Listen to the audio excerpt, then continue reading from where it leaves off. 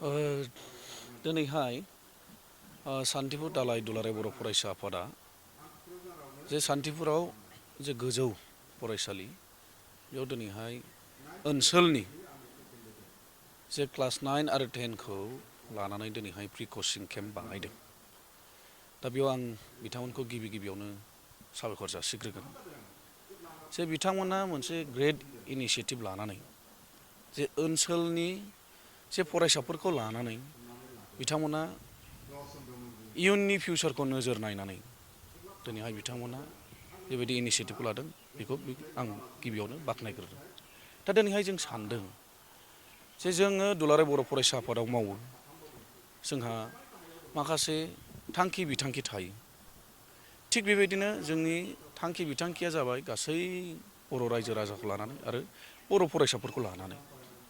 दा दिनैहाय जों बर' फरायसाफोरखौ जोङो सानदों जे नैबे सान्तिपुर बायदि ओनसोलावबो बे ओनसोलादि गोग्लैसोनाय ओनसोल, बे गोग्लैसोनाय ओनसोलनिफ्रायबो जाहाथे माने गोजौसिन थाखोनि सोरबा अफिसार जानो हायो नामा, सोरबा बबेबा फोरोंगिरि जानो हायो नामा, बहाबाफोर सोरबा अफिसार जानो हायो नामा, सोरबाफोर नोङो मिलिटारि लाइनाव थांनो हायो नामा, नैबे गासै बिथिंखौ लानानै बेयाव मोनसे कचिं केम्प लादों।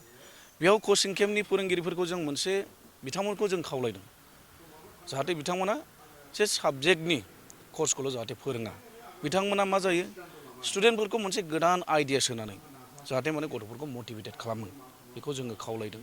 दा बे खावलायनाय लेखानो दिनैहाय बिथांमोना बेखौनो लानानै नैबे सान्तिपुर गोजौसिन फरायसालियावबो बिथांमोना बेखौनो लादों। दा बेयाव आं सानदों जे फ्रि कचिं केम्प होबाय, दा बेयाव एसे नङा एसे, माबा नङा माबा मोनसे इमप्रुभाइज बा मोनसे जौगानाया फैगोन, आं बेखौ मोनदाङो। दिनैहाय जोङो जोंनि ओनसोलाव नायबाय दङ, साफा सानै फोरोंगिरि ओंखारबाय, साफा सानै नोङो IITian ओंखारदों, साफा सानै नोङो इन्जिनियारबो ओंखाराखै नङा, ओंखारबाय। बेफोर गासैखौबो नायोब्ला बेयाव नोङो गारजेननि जोथोनजों, फरायसानि नाजानायजों आरो फरायसालिनि फोरोंगिरिफोरनि नाजानायजों लोगोसे दुलाराय बर' फरायसा आफादनि नांथाबनायनि गेजेरजों आरो बिथांमोनखौ मालाबा अरियेन्टेसन प्रग्राम, मालाबा केरियार काउन्सिलिं, मटिभेसननि गेजेरजों एसेब्लाबो बिथांमोनखौ मदद होदों जोङो मोनदाङो। आं बेखिनिखौ बुंदों। लोगोसे जे जोङो जे जोंनि फरायसाफोरखौ जोङो नायदों दिनैहाय नैबायदि ग्लबेल वार्मिंआव, बेबायदि AIनि जुगाव दिनैहाय जोंनि जे बर' जाथिखौबो बा जोंनि बर' फरायसाफोरखौबो बै गुबुन जाथि जौगानाय जाथिफोरबायदि जोङो खारफाहोनो हायो नामा, जों बेबायदि मोनसे प्लेन पलिसिजों, स्ट्रेटेजिजों जोङो लाबोबाय थादों। दिनैहाय जों साननांगोन जे जों बुंबाय थादों AIनि जुग, ग्लबेलाइजेसननि जुग जों बुंदों, नाथाय जोंनि फंबाय बिनानावमोनाथ' मिथियाना। दा बिथांमोनखौ जों मारैबा नोङो एन्टि ससियेल एक्टिभिटिस, जे नोङो ड्राग्सनिफ्राय जों जानगाराव दोननो हायो नामा, जे दिनैहाय नोङो गभर्नमेन्टनि नर्म्स बायदियै दिनैहाय नोङो मा जाबाय गरम बन्द होदों। थिग আছে, गरम बन्दआव बिथांमोना मा मावनानै थागोन, बिथांमोना न'आव आइडोलै थानोबो हागौ ना।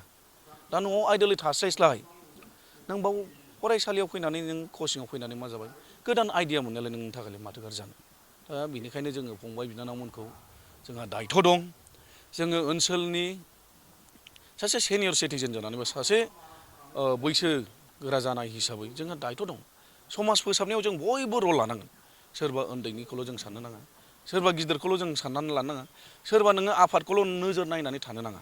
जों एस ए हल हिसाबै ओनसोल फोसाबनायाव नों आं बिमा बिफा गासैबो लानानै जोङो बेनि फारसे सिन्था खालामनांगौ होननानै आं सानो। मोनफ्रोमबो नोंथांनि आनसलिकआव हयथ' गोजौ फरायसालियाव बिनि कचिं दङ। दा नोंथाङा आनसलिकनि सासे प्रेसिडेन्ट जानानै फैबाय थानाय मेट्रिक आनजादखौ माबायदि आसा खालामदों?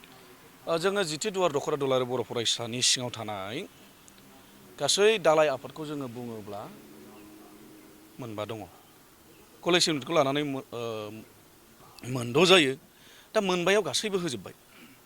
दा होबाय, जों मोनसे जों नायदों जे जोंनि चिरां जिल्लाया मेट्रिकनि जे रिजाल्ट बेयो खम जाबाखै जों मोनदों। जोङो नै थांनाय बोसोराव जोङो एथ' गाहायावबो नङा आरो गोजौसिनावबो जों मासि मोननो हायाखै। बेनि बोसोरसे सिगां जोङो टप अफ आसाम जादों चिरां जिल्लाया। थिग बेबायदिनो जोंनि नैबे टेन्डर ओनसोलावबो जोङो नायदों, जोङो नायनानै जोंनि ओनसोलावबो जों नुदों आरो देग्लायबो आसा खालामदों जे देग्लायबो जे फरायसाफ्रा गोसो होनानै नाजायोब्ला आरो गारजेनफ्रा इनिसियेटिभ लायोबा, जोथोन लायोब्ला थांनाय बोसोराव माबायदि रिजाल्ट जादोंमोन देग्लायबो जों बेबायदि रिजाल्टखौ मोनगोन होननानै आङो फोथायो। आरो बियो एकदम 100% जागोन आं बेखौ फोथायनानै दङ।